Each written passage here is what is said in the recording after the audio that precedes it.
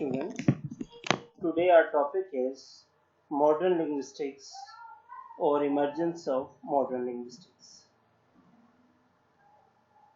First of all, we'll see that when has modern linguistics emerged. It emerged in 19th and 20th century due to its recent advent. We call it modern linguistics. In modern linguistics, language is a self-contained and a structured system, and it involves phonetics and phonology, and there are different phonological variations, and to discriminate them they found that they have only limited set of letters. So IPA Society was established in 1886 and Henry Sweet presented IPA chart, and this chart has been given in the next slide, and there are 26 letters but there are 44 phonemes, and that chart consists of 44 sounds. Phoneme is the smallest unit of sound. Saussure propagated that language is a system of arbitrary signs, that there are different signs, different sounds, and all of them are arbitrary. There is no cause and effect relationship. Human beings have assigned different meanings and different sounds to particular letters. And this chart shows consonant sounds and vowel sounds. We can study it in detail later on. Modern linguistics also discusses form, meaning, and content of language. And as we have studied that linguistics is scientific study of language is called linguistics. So scientific study of grammar is largely based within Noam Chomsky's framework of generative linguistics. Noam Chomsky is of the view that language is an innate ability, that this is an inborn ability in a child, and it can construct so many sentences, and it can be unlimited, because after one phrase or sentence a new can be generated. He also initiated and highlighted generative grammar. Noam Chomsky is called the father of modern linguistics, and he wrote his significant book, and its name is Syntactic Structures. It was written in 1957.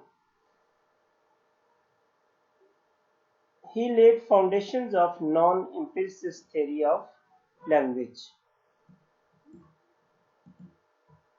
Generative grammar means a type of grammar which describes a language in terms of set of logical rules formulated so as to be capable of generating infinite number of sentences. Generative grammar, the word has been taken from generate, that it can generate countless sentences. Mental grammar, generative grammar stored in the brain that allows to produce language. Sentence structure, sentence is equal competence plus performance. Noam Chomsky has presented two basic concepts. One is competence. Competence means abstract knowledge of grammatical rules. Abstract knowledge. Performance means what you do, what you write or speak in the form of language. So competence is abstract and performance is practical. So a sentence is the combination of competence and performance. There must be some rules in the mind of the writer or the speaker, and performance. Those rules have been manifested in the form of sentence. So mental grammar, this is also in response to behaviorists. There are major school of thoughts in modern linguistics. One is behaviorist and the other is mentalist. Noam Chomsky, he supports mentalist group, while Skinner and others support behaviorism. Behaviorism means as animals learn uh, any tactic with stimulus, with frequent practice, in the same way human beings can also learn a language by repeated practice.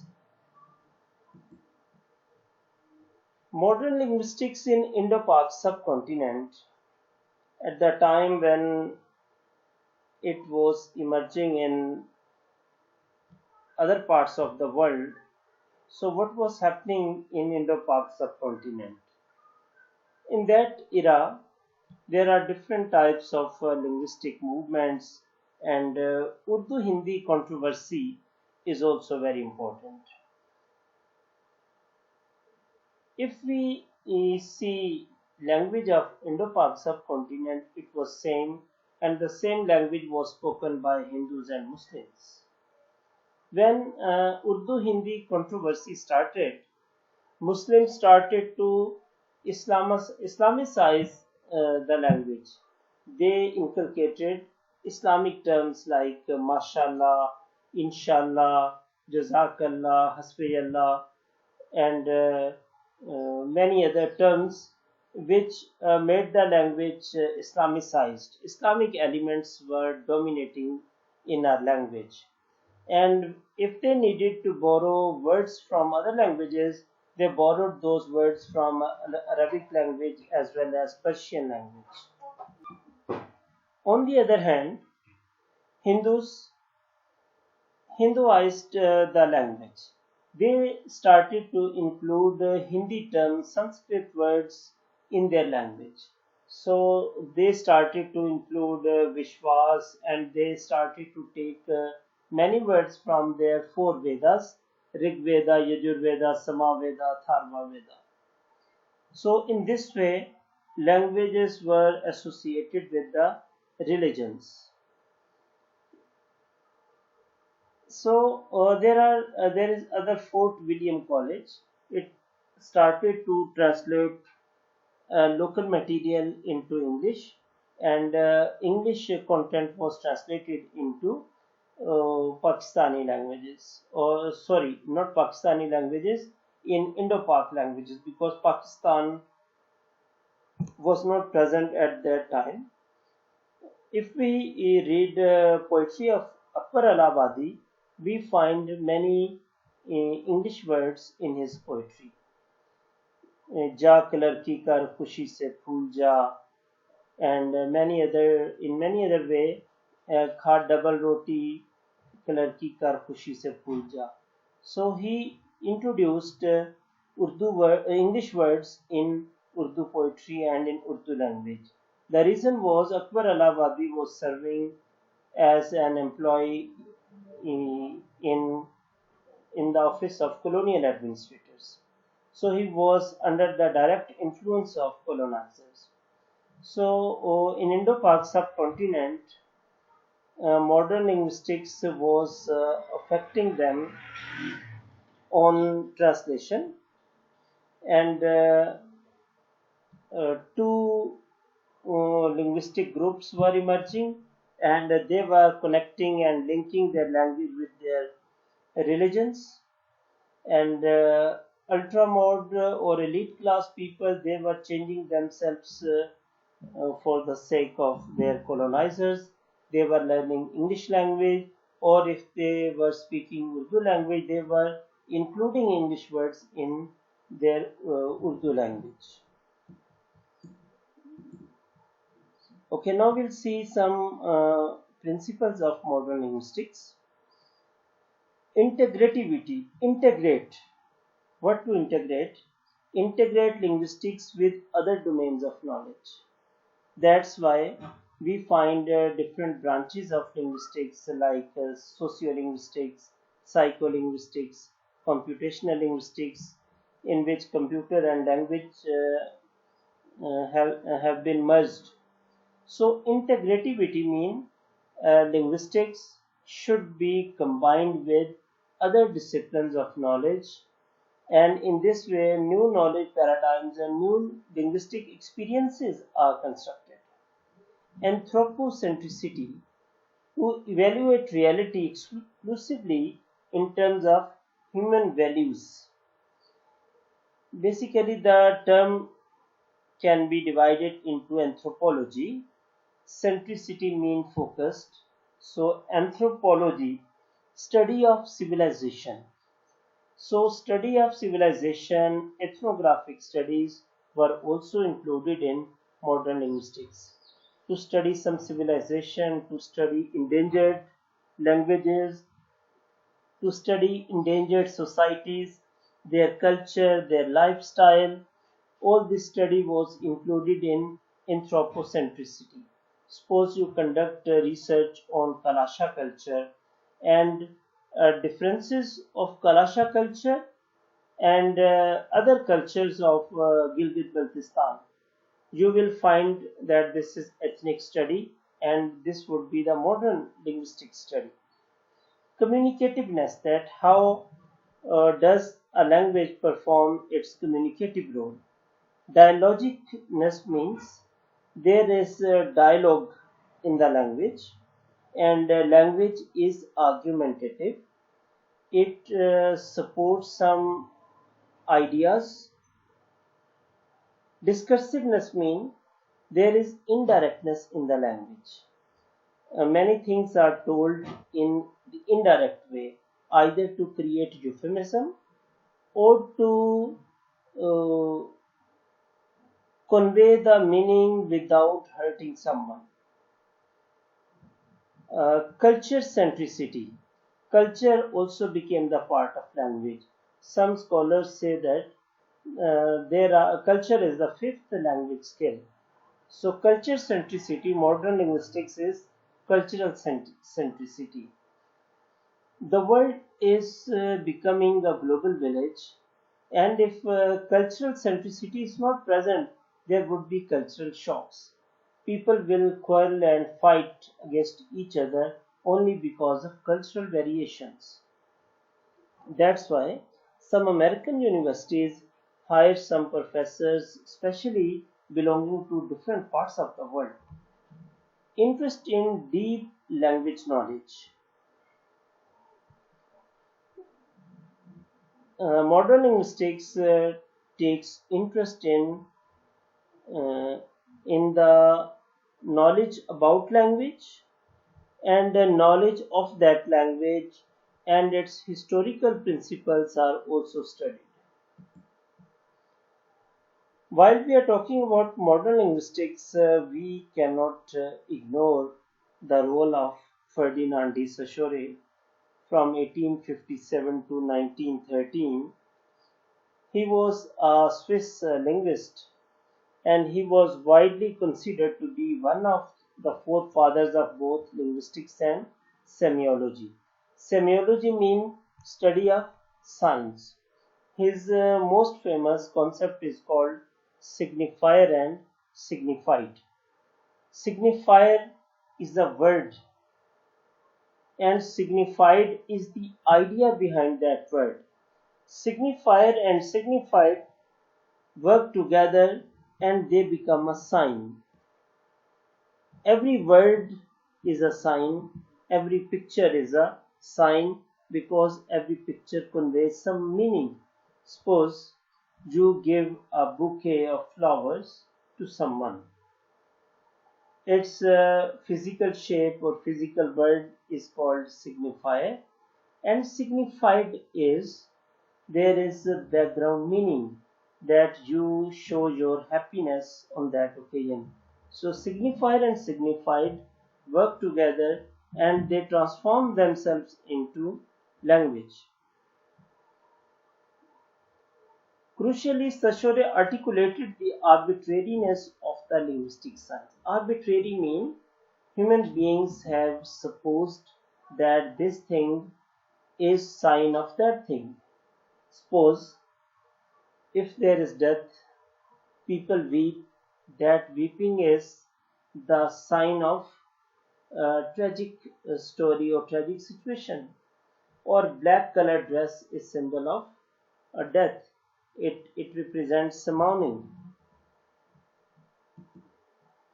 Second, we are discussing modern linguistics great personalities and their ideas, and in this way you can make up your mind that modern linguistics cover these areas. When you memorize about Ferdinand de Saussure, you get the idea of signifier and signified and study of signs. When we say Roman Jacobson and his distinctive features, he was a Russian-born linguist and literary theorist. Roman Jacobson had many influential ideas about language. Most remarkably, he changed the way scholars studied phonology. He discussed phonological study in a different way, the sound structure of language. Specifically, he proposed the idea of distinctive features, which suggests that all sounds of speech are marked by binary contrasts. Binary means two, that all phonological patterns are opposite to each other, which can be described and quantified. The difference between p and b, for instance, is that b uses our vocal cords. Okay, he highlighted different phonological patterns which are spoken by different linguistic communities, and such study can be conducted in our region. Like some Pashto speakers, they also have a problem in p and b sound. I also listened from some people, they cannot say Pathan, they say Pathan. So instead of p sound, they use b sound. You must have seen some other phonological differences, that Arab speakers cannot speak b sound, they speak b sound. Like they cannot say Pakistan, they say Pakistan. There is one background reason is there is no p letter in Arabic language. That's why they are not familiar with p sound, but b sound is present, so it's very close to this word. So instead of Pakistan, they pronounce Pakistan. Similarly, b and m are the same, except m, air comes out of the air comes out of the nose. It's a nasal sound. Those sounds which you produce from nose is called nasal sound, whereas in b it doesn't. Though the idea of distinctive features has been questioned in recent years, it allowed linguistics to classify the sounds of languages in an organized hierarchical structure which had previously been impossible. Another scholar is Edward Sapir, 1884 to 1939. He gave the idea of linguistic relativity. Edward Sapir was a linguistic anthropologist whose thorough classification of indigenous American languages is still widely used today. He classified different tribal languages of America. There were Red Indians or old tribes, and he classified their language. Sapir is most famous, however, for a concept known as linguistic relativity, which he developed with his student Benjamin Wolff. This hypothesis, in its strongest form, claims that language one speaks drastically influences the way in which one perceives the world. The notable point is language influences the worldview of people. How we see the world. Do we see the world benign, or do we consider the world as full of injustice? Whatever is our worldview, that worldview is reflected or influenced by the language. This hypothesis has been largely dismissed by modern linguists, but caused significant discussion and consideration about the link between language and culture, that language and culture also affect each other. Uh, Paul Grice, 1913 to 1988, he mentioned cooperative principle. What is pragmatics? Pragmatics is the study of intended meaning, or to study of context which contributes to meaning, or pragmatics is the study of untold meaning. His best known idea is the cooperative principle, which breaks down how people behave in conversations in order to enable effective communication. In general terms, H.P. Grice articulates that speakers must be truthful, relevant, and unambiguous, and most say neither too much nor too little. As Holy Prophet ﷺ told you, and Holy Quran has told you, all those principles have been uttered by H.P. Grice. When I read his principles, I never consider his words as great theories, because I already know. First of all, look at the truth. Holy Prophet ﷺ advised his companions to speak truth at any cost. Now people support falsehood, but Holy Prophet says speak truth. If you look at the Holy Quran says "Fajtanibu qawla zur," you should avoid telling a lie. There is not even 1% chance to tell a lie. You should speak truth whether it gives benefit to someone or it harms to someone. Now people have coined different terms that if you can give benefit to others with your falsehood, it is allowed, otherwise it's harmful. No, falsehood can never give benefit to anyone. Rather, it irritates God and it annoys God. So, first thing is be truthful. Holy Quran says so, and Holy Prophet says so. Holy Prophet says, one person said to the Holy Prophet that I cannot follow Islam completely because there are so many injunctions and orders in Islam. Please advise me just one thing, I will follow that one thing. Holy Prophet just said, speak truth. If you speak truth, your all bad deeds will be corrected. So he promised that he will never tell a lie. When he went home, he wanted to drink wine. He thought that when Holy Prophet ﷺ would ask him, have you drunk wine? Will I say yes or no? I will say yes, so he will punish me and he will dislike it. So he has to speak truth. So within a few days, he has to leave all bad things because of truth. And why we are so bad in the whole world? Because we consider that telling a lie is a good thing. If our nation learns the lesson that speak truth is the best thing, we can succeed in this world as well as in life hereafter. Then always speak relevant. Obviously, if I am talking to you about the lesson, I should be relevant.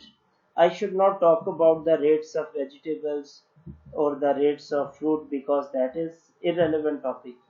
Unambiguous. Unambiguous means the language should be clear. There should not be confusion. I should not say E is equal MC square because I'm talking about something else. I'm not talking about scientific formulas. So unambiguous things should be spoken. It means things should be clear, unambiguous. There should be clarity.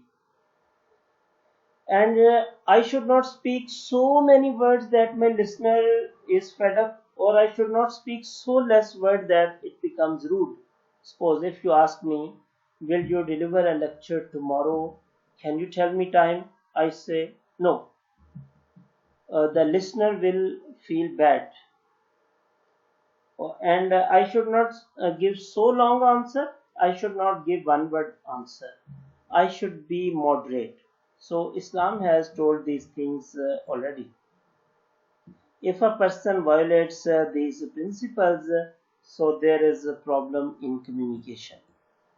Noam Chomsky, as we have talked about, that he's a multi-dimensional scholar. He's a cognitive scientist, he's historian, he's social critic, he's philosopher, he's a linguist. Okay, he has also propounded the idea of universal grammar and X-bar theory, and he analyzed sentences, and he also mentioned surface structure and deep structure. Surface structure means what has been written. Deep structure means intentions. First of all, we have thoughts and ideas, then we convert those thoughts into words. So deep structure is one, but there can be so many surface structures to explain that deep structure. Suppose I can inform you that have a seat, please be seated, please sit down, take a seat, sit down. So all have one deep structure, that is that you should sit down. So deep structure is one, but surface structures can be many. He also mentioned LAD, L-A-D, language acquisition device.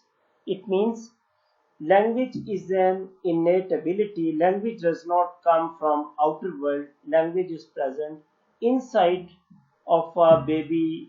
When a baby is born, a baby is fully programmed to speak that language.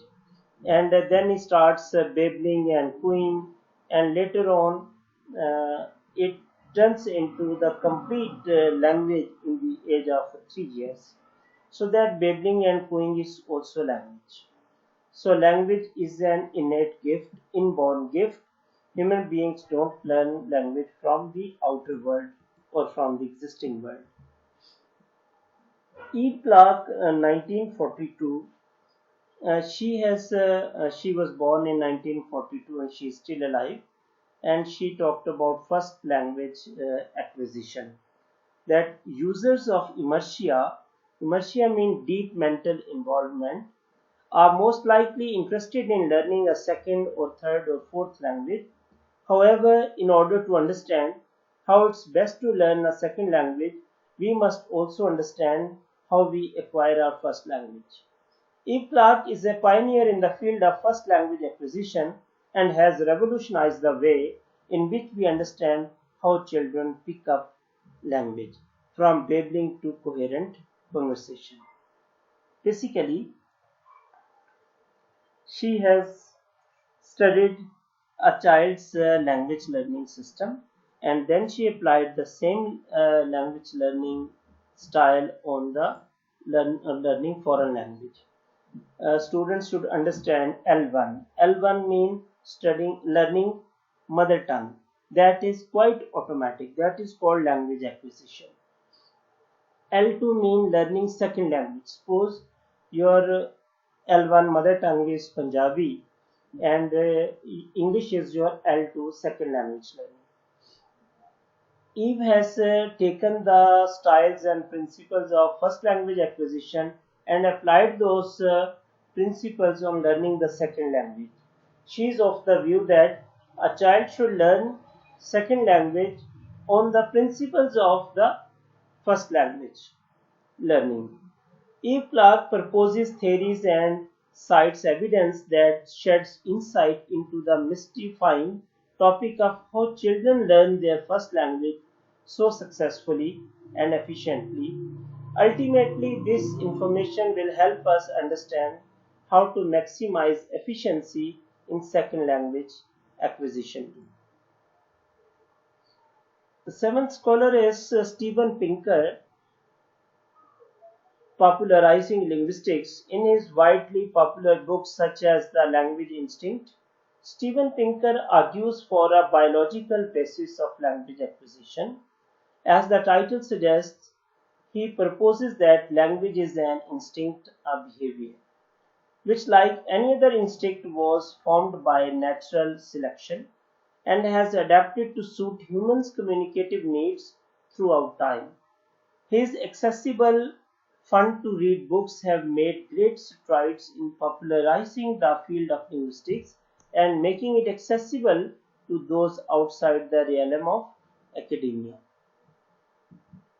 So his linguistic thoughts have been accepted and popularized in other domains of knowledge too.